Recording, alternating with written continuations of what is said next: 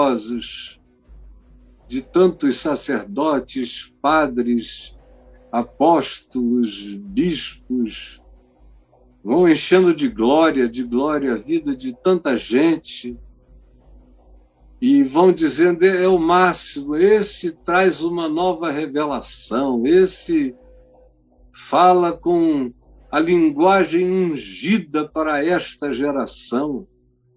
Este é assim, este é assado, esse é qualquer coisa. E eu só vou vendo.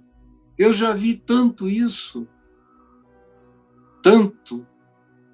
Estou observando esse fenômeno de perto há muitos anos. A minha vida toda. A minha vida toda eu estava lá. Estava lá, eu mamei nas tetas, eu vim desse ventre, eu cochilei nesses templos, eu sentia o cheiro das cadeiras e das almofadas e de cada lugar, e eu vivi a minha vida inteira sentindo todos esses aromas. Chegou a um ponto que eu conseguia diferenciar cheiro praticamente denominacional. Cheiro das casas e das reuniões de oração, cada uma tinha um cheiro diferente. O pessoal da antiga sabe do que eu estou falando. E aqueles cheiros iam ficando sacralizados, a gente começava a fazer conexão entre aqueles cheiros e a intensidade da unção. E tem um monte de gente aqui rindo, que é gente que já viveu isso também em algum lugar, no início, no destrambelhamento, nos tropeções da entrada, e, enfim, de muitas formas diferentes. E, no entanto, a gente precisa aprender o significado de quem merece glória. Vocês largam glória como quem solta pum. É um negócio impressionante.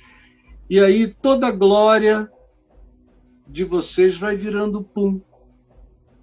Porque vira ar, vira inflação, vira nada. É só ar para inflar. A inflação é o que é inflado, é o que é cheio de ar, mas não vale nada. É a glória inflacionada pela tolice. Imagine quanta tolice, quanto culto você já prestou aos seres humanos. Às instituições, às igrejas, aos pregadores, às campanhas. Quantos cultos você já prestou aos ídolos ou às ídolas do seu panteão particular? Quanto culto você já prestou aos seus santos coaches, aos que se venderam como solucionadores de tudo para você? E, obviamente, não eram. E, obviamente, se esgotam. Se esgotam. O que você tem que saber é que se esgotam. Você já deve ter visto. Eu vi gente que não sobreviveu nem à pandemia e se esgotou. Se esgotam. Eles usam e pegam água da cisterna rasa. Eles não pegam na fonte da água da vida que brota renovadamente para sempre e que não se esgota, que sai de rochas no deserto, mas não se esgota. Veja para quem você anda distribuindo significados exagerados, exacerbados, valores agigantados, impressões absolutamente fortes. Aí você diz, e quando é em relação a você? Você gosta? Eu digo, eu não. Porque geralmente essas pessoas que idolatram você são as mesmas que depois de algum tempo não querem mais ter nada a ver com você, porque elas vão caminhando de idolatria em idolatria. Eu gosto de gente que chega, que ouve, que pensa, que avalia, que reflete, que pondera, que guarda, que checa, que vê se está de acordo com Jesus, com Jesus. Não é com o catecismo, nem com a confissão de algum credo, é com Jesus. Vê se está de acordo com Mateus, Marcos, Lucas, João. Vê se está de acordo com Jesus. E aí você vê se tudo mais está de acordo com Jesus. O que não está como Jesus era, fez e ensinou, que foi aquilo para o que ele nos enviou, para pregarmos o evangelho da graça dele e ensinarmos todas as coisas que ele fez e que ele ensinou. Nada além disso. Aquém disso, além disso, é outro evangelho. E tudo tem que atravessar por esse filtro. Aí quando você é assim, quando você pratica assim, não passa a idolatria para o lado de cá. Na transfiguração tinha até um bocado de gente, que em Mateus 17 estavam lá Pedro, Tiago, João, Moisés, Elias, uma nuvem luminosa, mas ao final, a única coisa que ficou foi a voz de Deus falando com Pedro, Tiago e João. Este é o meu filho amado, em quem eu tenho prazer. A ele ouvi. E eles dizem, levantando nós os olhos, não vimos a ninguém mais, senão somente a Jesus. Quando você chega num nível de proximidade de Jesus, você não vê ninguém mais, entendeu? Eu sei o quão próximo uma pessoa está do entendimento, do cerne, da compreensão do Evangelho, é quando ela sabe, lê, absorve, busca, conhece, pesquisa, não tem medo de aprender, ao contrário, tem prazer, examina todas as coisas, mas no fim retém aquilo que passa pelo filtro ético, o filtro de fé, o filtro do amor de Jesus manifesto no Evangelho. É isso. Isso cabe em qualquer dimensão e isso filtra os ídolos. Então, veja a primeira coisa acerca disso, que somente merece glória aquele que enche a vida de segurança. Olhe, em primeiro lugar, porque é fácil nos desviarmos dessa consciência. Verso 27 nos diz assim, ora, aconteceu que, ao dizer Jesus estas palavras, uma mulher que estava entre a multidão exclamou e disse-lhe, bem-aventurada aquela que te concebeu e os seios que te amamentaram. Jesus estava ali, mas ela preferiu procurar na cultura imediata, no ensino religioso. O teto dela era aquele.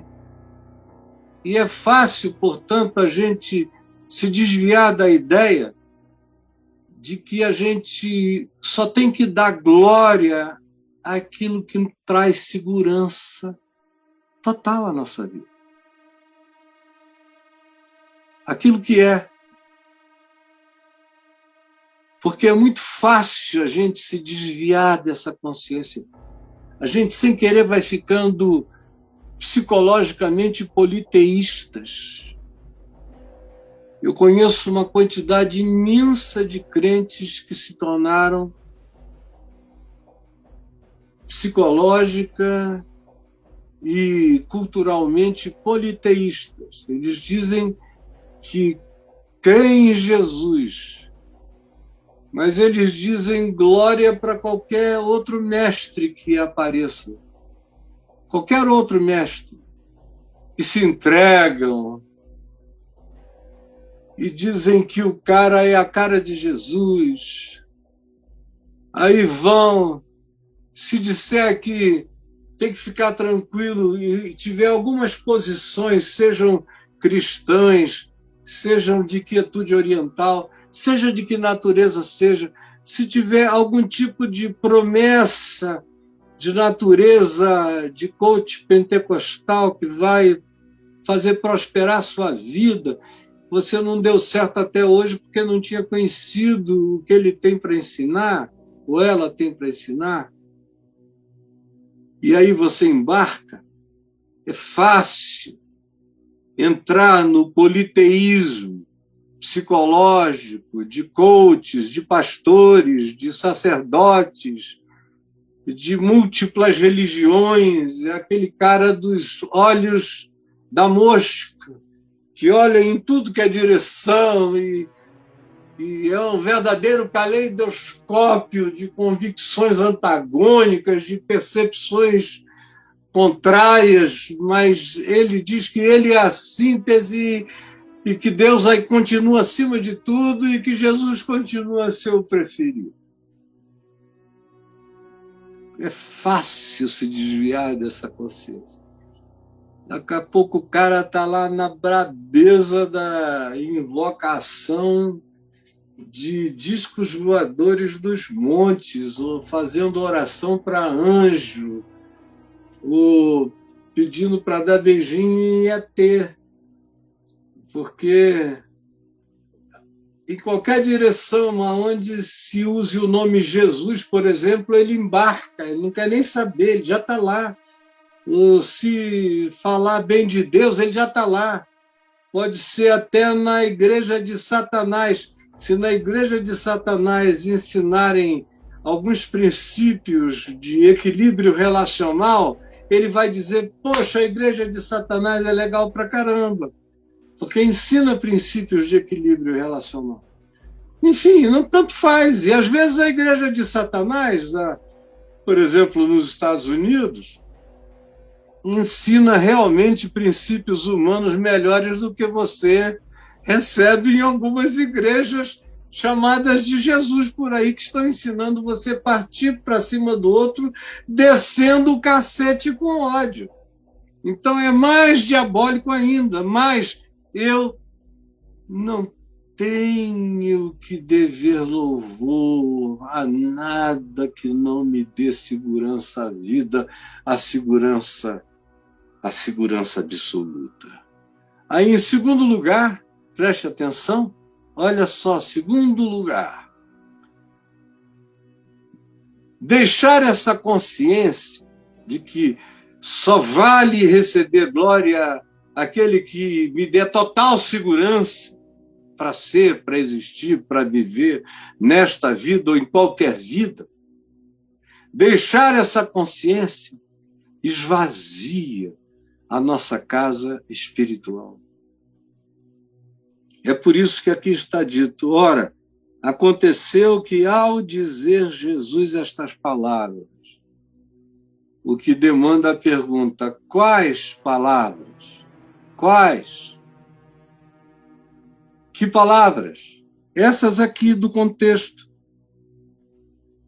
Quando ele já vinha falando de tomar cuidado para não pecarem contra o Espírito Santo, que ele expulsava demônios, é porque o reino de Deus tinha chegado.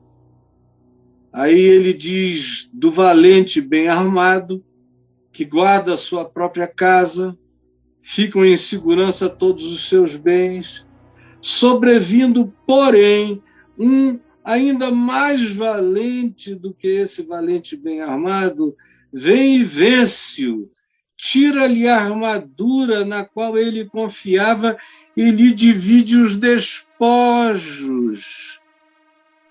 Quem não é por mim é contra mim, quem comigo não ajunta, espalha.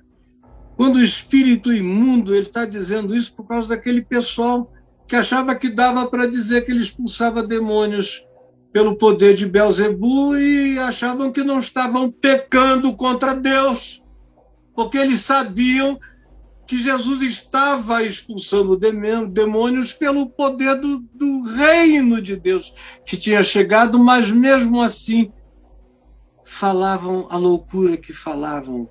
Ele diz, olha, comigo não dá para brincar disso. Quem não é por mim é contra mim, quem comigo não ajunta, espalha. E aí diz, fiquem sabendo como é que funciona. Quando o espírito imundo sai do homem, anda por lugares áridos, ele está usando uma metáfora, procurando repouso e não achando esse lugar existencial, essa casa existencial melhor, mais louca, mais maluca, mais viciada, mais arrogante, mais soberba. Quanto mais soberba, mais arrogante, mais cheia de ódio, melhor. Se ele não achar uma casa mais disponível, ele diz, voltarei para minha antiga casa de onde eu saí. Ela não era uma mansão, mas lá eu dominava. Vou voltar para lá. E quando ele volta e a encontra varrida, arrumada, por alguém que, de fato, pensou que tinha tomado conta daquilo, mas não tinha nem poder para segurar aquele que vinha de fora, quando encontra assim, então vai, chama outros 7 espíritos piores do que ele, e os seduz dizendo, olha, venham para cá, porque aqui tem uma casa vazia, que dá glória para tudo, é fácil entrar nela, está aberta em todas as direções, é um buraco só, vamos lá, é o convite mais saboroso para espíritos do vácuo, para espíritos do vazio. São essas mentes, são essas gerações ocas, vazias. São esses lugares, por exemplo, que já tiveram o evangelho em outras gerações, mas hoje são entupidas de gente que ouvem outra coisa que não é evangelho, ou são aqueles que ficaram tão machucados e decepcionados que saíram buscando valorizar qualquer outra coisa que seja até mesmo contra o evangelho, o pouco evangelho que eles vieram a saber, porque era pouco conhecimento que eles tinham por si mesmos, através da leitura do Novo Testamento. Tanto faz qual é a razão do seu vazio, do seu buraco, da sua oquidão. Você, quando está assim, é um convite mais maravilhoso para coisa pior ainda, outros 7 piores do que o seu pior estado anterior. Qual foi o seu pior estado anterior? Qual foi o seu pior estado anterior a hoje? O que lhe diz a sua memória? Eu sei qual foi o meu pior estado anterior a hoje. Deus me livre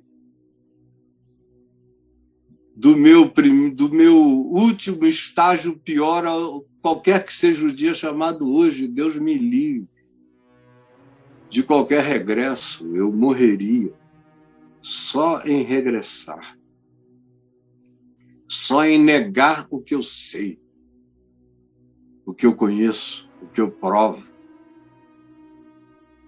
Provo experiencialmente, como quem chupa uma laranja, como quem devora uma manga.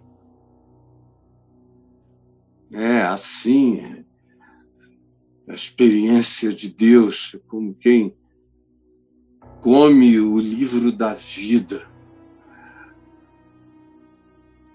Assim a experiência de Deus. Agora, tem gente que ficou apenas vazia. O cristianismo teve o poder de fazer as pessoas saberem de Jesus sem encherem-se de Cristo e do Evangelho de Cristo Jesus. Saberem historinhas de Jesus, historinhas bíblicas, capazes de eles se sentirem judaizados e de se tornarem judaizantes e adoradores de Israel e da bandeira de Israel, mas sem conhecer de fato o Evangelho de Jesus e o Cristo de Deus em Jesus. Não conhecem nada. Por isso, entram em qualquer direção, porque são politeístas emocionais. O que quer que lhes produza uma emulação diferente, eles dão glória a isso e adoram e passam um tempo e entram e vão ficando gente amorfa. Vão ficando e virando pasta. Terceira razão para a gente não dar glória ao que não nos dê confiança absoluta ao ser, é porque é a obediência ao Evangelho a segurança, a única segurança da nossa casa espiritual. Repita isso comigo. Porque é a obediência ao Evangelho a segurança da nossa casa espiritual. Como diz o verso 28, Jesus falando, respondendo àquela mulher que, impressionada com o que ele dissera aos religiosos, aos escribas, aos fariseus, aos potentados da religião, quando falou, não brinca disso não, isso é uma brincadeira perigosa. Vocês sabem de onde eu venho, quem eu sou, com que sinceridade eu estou aqui. Não brinquem de Belzebu comigo, porque vocês vão virar isso. Vocês vão ficar cheios disso. Porque quem comigo não ajunta, espalha. Então, quem não é por mim é contra mim. E quem não anda comigo abre a porta para Belzebu. Aí vai e conta essa outra história do espírito imundo que sai por aí. E ele está ali, expulsando espíritos imundos. E ele diz, mas olha, onde tem casa vazia, e aqui só tem casa vazia, casa leviana, boca leviana, atitude leviana, são casas verdadeiras invocações, são casas convidando à assombração. Porque somente a obediência ao Evangelho é que dá segurança à nossa casa espiritual. E não as nossas impressões acerca de ninguém, nem daquela que nos deu a luz, nem daquela que nos concebeu. Jesus diz, antes, bem-aventurados são aqueles que ouvem a palavra de Deus e aguardam. Por quê? Porque esses são aqueles acerca dos quais Jesus diz que tem a sua casa fechada por aquele que é mais valente, que é o mais valente. Versos 21 e 22. O valente, bem armado, são esses poderes malignos que dominam a mente, o pensamento, a emoção, a consciência, que fazem qualquer tentação se transformar numa sedução que a gente confessa insuportável, e a gente vai dando espaço e vai dando soberania a essas forças, transformando-as em hábitos, em vícios, em condicionamentos, em direitos adquiridos a maldades temporárias. E às vezes é assim que a gente fica tomado por aquilo que é pior do que jamais tinha sido horrível antes na nossa vida, desse modo. E aí, meu querido, a gente só fica livre disso, minha amiga, se um mais valente do que ele, ou do que eles todos, vier e vencê-lo, e tirar-lhes a armadura em quem eles confiavam, e dividir o despojo, ou seja, dizer aqui vocês não têm mais parte em nada. É só obediência ao Evangelho. Depois disso, o que garante a ocupação da casa pelo mais valente. É somente a obediência ao Evangelho que garante a ocupação da casa pelo mais valente. Repita comigo. É somente a presença do mais valente o que garante a ocupação da casa contra o inimigo, contra o valente bem armado, contra o maligno em nós. Você prestou atenção? Antes, bem-aventurados,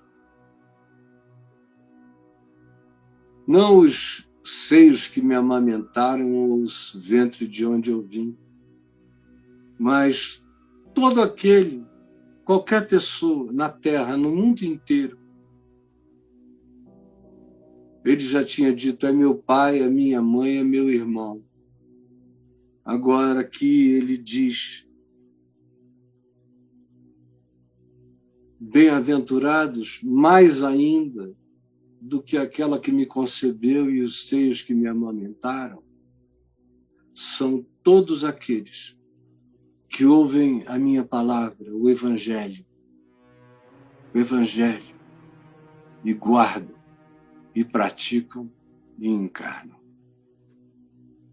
Porque é isso que realiza definitivamente a ocupação do mais valente que expulsa o valente oportunista bem armado, que é aquele que instila e em nós propõe cada vez mais essa leviandade, porque diabolos, é aquele que divide, que vai partindo. Se ele puder, você se torna uma legião de opiniões sem ter nenhum fundamento de paz para a sua alma. Vamos parar com isso tudo. Que tal fazer de Jesus o seu coach? Ele é o meu coach. Ele disse, a ninguém chameis de meu guia, de meu coach, de meu técnico, de meu estrategista de vida. Não. O Evangelho tem um tempo e tem um modo, tem uma prática. A estratégia é de Jesus, o modo é o de Jesus. A hora é hoje, é todo dia. E é na prática que eu aprendo todos os tesouros da sabedoria e do conhecimento que estão em Cristo. Então, cuidado com o politeísmo religioso, emocional, psicológico, teológico, que você pratica com a multidão dos conselheiros vãos, aonde habita a loucura de muitos nessa geração, que vão ficando uma casa cada vez mais vazia, para serem casas para serem ocupadas por coisas e espíritos piores ainda. Jesus, que essa palavra singela encontre um lugar absolutamente infinito no coração de cada um de nós, aonde tu botaste a eternidade para agasalhar o infinito do teu amor. Em teu nome, Jesus. Amém e amém.